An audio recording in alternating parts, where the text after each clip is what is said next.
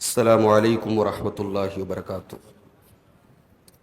الحمد للہ رب العالمین والعاقبۃ للمتقین والصلاة والسلام علی سید الانبیاء والمرسلین وعلی آلہ وصحبہ اجمعین، اما بعد۔ ہم نماز کے طریقے پر گفتگو کر رہے تھے اور کل بات یہاں تک پہنچی تھی کہ نماز شروع کرنے کے بعد دعائے افتتاح پڑھنے کے بعد سورہ فاتحہ پڑھی جائے، پھر کوئی دوسری سورت پڑھی جائے، اس کے بعد انسان رکوع میں جائے گا اور رکوع میں جانے کے ٹائم اللہ اکبر کہے گا۔ نماز میں جہاں جہاں بھی جب بھی جھکنا ہے اور جب بھی اٹھنا ہے، ہر جھکنے کے ٹائم اور ہر اٹھنے کے ٹائم اللہ اکبر کہنا ہے۔ اور یہ جو اللہ اکبر کہنا ہے یہ رکوع میں جانے سے پہلے کہنا ہے۔ بعض لوگ کیا کرتے ہیں، رکوع میں جانے کے بعد اللہ اکبر کہتے ہیں۔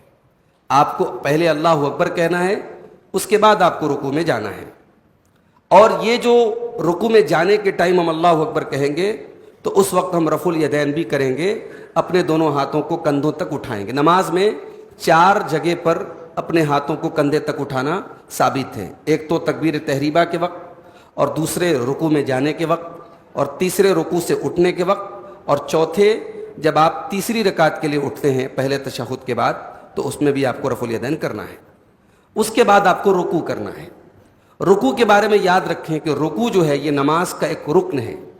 اگر رکوع نہیں ہوگا تو آپ کی وہ نماز نہیں ہوگی۔ رکوع جو ہے نماز کا ایک رکن ہے۔ اور رکوع کا طریقہ کیا ہے کہ رکوع میں جب آپ جائیں گے تو آپ کے دونوں ہاتھ مضبوطی کے ساتھ آپ اپنے گھٹنوں کو اپنے ہاتھوں سے پکڑیں گے، اور اس اپنی انگلیوں کو جو ہے آپ کشادہ رکھیں گے، انگلیوں کو کھول کے رکھیں گے، اور پیٹھ جو ہے وہ سیدھی رہے گی، پیٹھ سیدھی رہے گی، اور سر پیٹھ کے لیول کے برابر ہوگا۔ سر کو زیادہ اٹھانا بھی نہیں ہے اور زیادہ جھکانا بھی نہیں ہے۔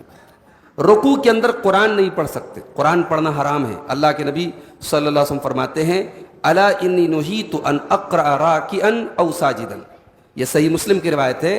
آپ نے فرمایا کہ مجھے رکوع میں قرآن پڑھنے سے اور سجدے میں قرآن پڑھنے سے منع کیا گیا ہے۔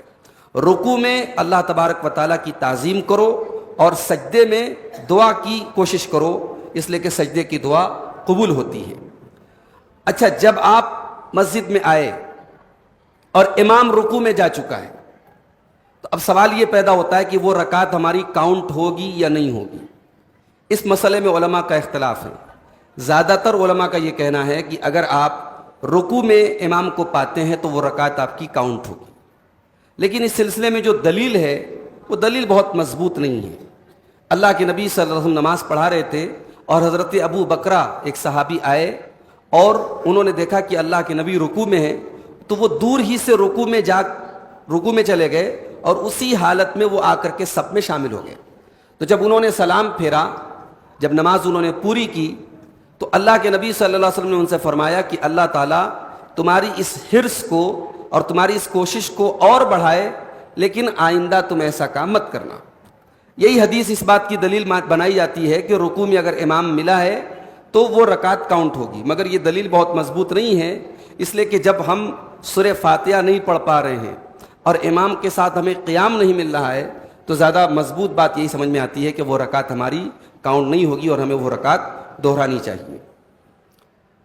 آپ جب مسجد میں آئیں اور امام جس سچویشن میں بھی ہو، آپ اللہ اکبر کہہ کر کے امام کے ساتھ اس حالت میں شامل ہو جائیں۔ امام رکوع میں ہے، آپ رکوع میں چلے جائیں۔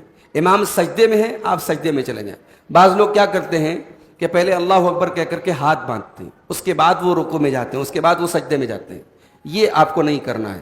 آپ کو صرف اللہ اکبر کہنا ہے اور اپنے دونوں ہاتھوں کو اٹھانا ہے، اور اس کے بعد امام جس پوزیشن میں ہو اس پوزیشن میں چلے جانا ہے۔ رکوع میں اطمینان کے ساتھ رکوع کرنا ہے، بھاگم بھاگ بالکل راجدھانی کی اسپیڈ میں کھٹ سے گئے اور کھٹ سے اٹھ گئے، ایسا نہیں ہونا چاہیے، کیونکہ اللہ کے نبی صلی اللہ علیہ وسلم نے ایک صحابی کو دیکھا کہ انہوں نے رکوع کو صحیح طریقے سے نہیں کیا، تو اللہ کے نبی نے فرمایا کہ لو مات علی ھذہ مات علی غیر ملت محمد صلی اللہ علیہ وسلم، اگر یہ اسی طریقے پر مر گئے تو یہ محمد صلی اللہ علیہ وسلم کے طریقے پر نہیں مریں گے۔ اس کے بعد آپ نے فرمایا مثل الذی لا یتم رکوعہ وینقر فی سجودہ جو آدمی رکوع کو برابر صحیح طریقے سے نہیں کرتا ہے اور سجدے میں کوے کی ٹھور مارتا ہے تو اس کی مثال اس بھوکے انسان کی طرح ہے جو 1 کھجور اور 2 کھجور کھاتا ہے، اس سے اس کا پیٹ نہیں بھرتا۔ یہ صحیح روایت ہے، اس سے معلوم ہوا کہ رکوع اور سجدے میں اطمینان ہونا ضروری ہے۔ اس کے بعد جب آپ رکوع سے سر اٹھائیں گے، سمیع اللہ لمن حمیدہ، ربنا لک الحمد یا ربنا ولک الحمد، یا اسی طریقے سے اللہم ربنا لک الحمد، یہ تمام الفاظ ثابت ہیں۔ اس کے علاوہ ربنا لک الحمد حمدا کثیرا طیبا مبارکا فی، یہ جملہ بھی آپ پڑھ سکتے ہیں۔ ایک مرتبہ ایک صحابی نے پیچھے سے یہ جملہ پڑھا تو اللہ کے رسول صلی اللہ علیہ وسلم نے سلام پھیرنے کے بعد پوچھا کہ یہ کس نے پڑھا تھا، کس نے کہا تھا؟ تو ایک صحابی نے کہا کہ میں نے پڑھا تھا۔ تو اللہ کے رسول صلی اللہ علیہ وسلم نے فرمایا لقد رأیت بضعا وثلاثین ملکا یبتدرونہا ایہم یکتبہا اول، میں نے 30 سے زیادہ فرشتوں کو دیکھا کہ وہ دوڑ رہے تھے کہ کون اس کا ثواب پہلے لکھے گا۔ تو اس سے یہ ثابت ہوا کہ یہ دعا ہم رکوع سے اٹھنے کے بعد پڑھ سکتے ہیں۔ اس کے بعد آپ اللہ اکبر کہہ کر کے سجدے میں جائیں گے، اور سجدے میں آپ پہلے اپنے دونوں ہاتھ کو زمین پر رکھیں گے اور گھٹنے کو بعد میں رکھیں گے۔ اللہ کے نبی صلی اللہ علیہ وسلم فرماتے ہیں اذا سجد احدکم فلا یبرک کما یبرک البعیر، جب تم میں سے کوئی سجدے میں جائے تو وہ اونٹ کی طرح نہ بیٹھے، وَلْيَضَعْ يَدَيْهِ قَبْلَ رُكْبَتَيْهِ، بلکہ اپنے دونوں ہاتھوں کو پہلے رکھے اور گھٹنوں کو بعد میں رکھے۔ سجدے کے بارے میں بھی یہ بات یاد رکھیے، سجدہ نماز کا رکن ہے، سجدے کے بغیر آپ کی نماز کاؤنٹ نہیں ہوگی، اور سجدے میں بھی آپ کا اطمینان سے سجدہ ہونا ضروری ہے۔ سجدے میں آپ کی باڈی کے 7 حصے زمین پر ہونے ضروری ہیں۔ اللہ کے نبی صلی اللہ علیہ وسلم فرماتے ہیں جب بندہ سجدہ کرتا ہے تو 7 اس کے بدن کی ہڈیاں سجدہ کرتی ہیں، وجہو اس کا چہرہ، وکفاہ اس کی دونوں ہتھیلیاں، ورکبتاہ اس کے دونوں گھٹنے، وقدماہ اور اس کے دونوں پیر کی ہتھیلیاں، یہ ٹوٹل 7 چیزیں۔ اور چہرے میں ناک بھی شامل ہے، ناک کا بھی زمین پر ہونا ضروری ہے۔ ان تمام اعضاء کو مضبوطی کے ساتھ زمین پر رکھا جائے۔ ایسا نہیں کہ بعض لوگ سجدہ کرتے ہیں تو ناک اٹھی رہتی ہے یا پیر کی دونوں پیچھے کی انگلیاں اٹھی رہتی ہیں، ہتھیلی اٹھی رہتی ہے، ایسا نہیں ہونا چاہیے۔ یہ 7 پارٹس آف باڈی جو ہے آپ کے زمین پہ بالکل ٹھہرنے چاہیے مضبوطی کے ساتھ۔ اور اسی طریقے سے آپ کی دونوں ہتھیلیاں آپ کے کندھے کے لیول میں ہونی چاہیے، کندھے کے برابر ہونی چاہیے، اور انگلیوں کو جو ہے پیک بھی نہیں کرنا ہے اور پوری طریقے سے کھولنا بھی نہیں، نارمل طریقے سے اپنی ہاتھوں کی ہتھیلیوں کو رکھنا ہے۔ اور پیر کی جو ایڑی ہے پیچھے کی، پیر کی دونوں ہتھیلیوں کو ہمیں ملا کر کے رکھنا ہے۔ اسی طریقے سے سجدے کے اندر جو ہے ہمیں اپنے دونوں ہاتھوں کو زمین سے اٹھا کے رکھنا ہے، کتے کی طرح زمین میں بچھا کے رکھنے سے اللہ کے نبی صلی اللہ علیہ وسلم نے منع کیا ہے۔ رکوع اور سجدے میں کیا پڑھیں گے؟ تو بہت ساری دعائیں ثابت ہیں۔ مثال کے طور پہ اللہ کے نبی صلی اللہ علیہ وسلم رکوع اور سجدے میں پڑھتے تھے سبوح قدوس رب الملائکۃ والروح، ایک دعا آپ یہ پڑھ سکتے ہیں۔ اسی طریقے سے سبحانک اللہم ربنا وبحمدک اللہم اغفر لی، رکوع میں اور سجدے میں اللہ کے نبی یہ بھی پڑھتے تھے۔ اور اسی طریقے سے سبحان ربی العظیم رکوع میں اور سبحان ربی الاعلیٰ آپ سجدے میں پڑھتے تھے۔ اس کے بعد آپ سجدے سے اللہ اکبر کہہ کر کے اٹھیں گے اور اطمینان سے بیٹھیں گے، اور یہ بیٹھنا بھی ضروری ہے، یہ بھی نماز کا ایک حصہ ہے۔ اور اس میں آپ کیسے بیٹھیں گے؟ اپنے بائیں پاؤں کو بچھا کر کے، داہنے پاؤں کو کھڑا کر کے، اور داہنے پاؤں کی انگلیوں کو قبلہ رخ کر کے آپ بیٹھیں گے، اور دونوں ہاتھ جو ہیں وہ آپ کے ران کے اوپر یا آپ کے گھٹنے کے اوپر رکھنے ہیں آپ کو۔ اور اس میں آپ کو کیا پڑھنا ہے؟ اس میں بھی کئی دعائیں آپ صلی اللہ علیہ وسلم سے ثابت ہیں، جیسے مثال کے طور پر رب اغفر لی، رب اغفر لی، یہ ابو داؤد کی صحیح روایت ہے۔ اسی طریقے سے اللہم اغفر لی ورحمنی وہدنی وعافنی وجبرنی ورزقنی، یہ دعا بھی اللہ کے رسول صلی اللہ علیہ وسلم سے ثابت ہے۔ دوسرا سجدہ کرنے کے بعد اب آپ جب اللہ اکبر کہہ کر کے اٹھیں گے تو آپ ڈائریکٹ فوراً دوسری رکعت کے لیے نہیں اٹھ جائیں گے، آپ ہلکا سا بیٹھیں گے، ہلکا سا بیٹھنے کے بعد چند سیکنڈ بیٹھنے کے بعد پھر آپ دوسری رکعت کے لیے اٹھیں گے۔ یہ جو ہلکا سا بیٹھتے ہیں اس کو بولتے ہیں جلسہ استراحت۔ یہ اللہ کے نبی صلی اللہ علیہ وسلم کی سنت ہے کہ آپ پہلی رکعت پڑھنے کے بعد تھوڑی دیر بیٹھنے کے بعد پھر اٹھتے تھے، ڈائریکٹ نہیں اٹھتے تھے، اس کا ہم خیال رکھیں، یہ بھی اللہ کے نبی کی سنت ہے۔ اچھا، اللہ کے نبی صلی اللہ علیہ وسلم نماز میں عام طور سے قرأت کیسی کرتے تھے؟ کتنا قرآن پڑھتے تھے؟ کون کون سی صورتیں پڑھتے تھے؟ تو آئیے دیکھتے ہیں۔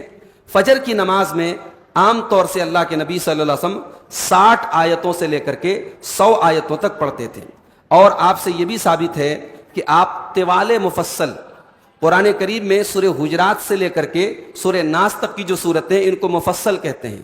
ان میں جو بڑی صورتیں ہیں عام طور سے اللہ کے نبی صلی اللہ علیہ وسلم فجر کی نماز میں پڑھتے تھے.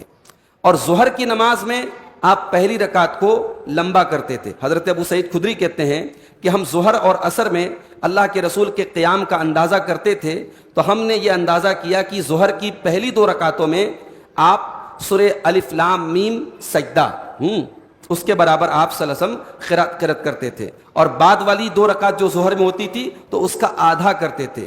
اور عصر کی نماز میں آپ ظہر کی بعد والی جو رکعتیں ہیں ان سے آدھی قرات جو ہے آپ عصر میں کرتے تھے.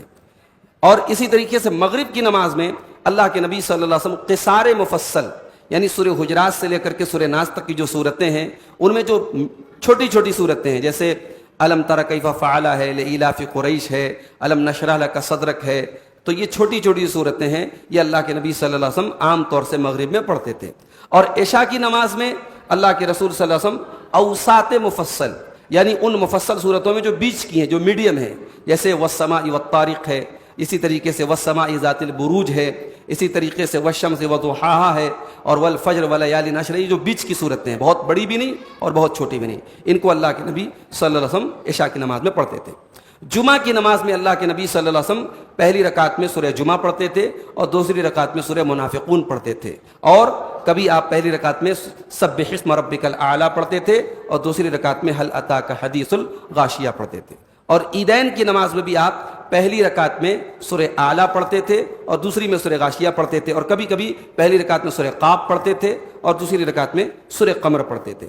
تو یہ اللہ کے نبی صلی اللہ علیہ وسلم کی قرات کا حال تھا کہ یہ آپ صورتیں اور اس طریقے سے آپ قرات کرتے تھے. انشاءاللہ ہم نماز کے اس طریقے کو کل بھی اس کو ہم کنٹینیو کریں گے اور کل ہم انشاءاللہ اس طریقے کو مکمل آپ کے سامنے کریں گے. اللہ تعالیٰ سے دعا ہے رب العالمین ہمیں کتاب و سنت کی پیروی کرنے کی توفیق عطا فرمائے.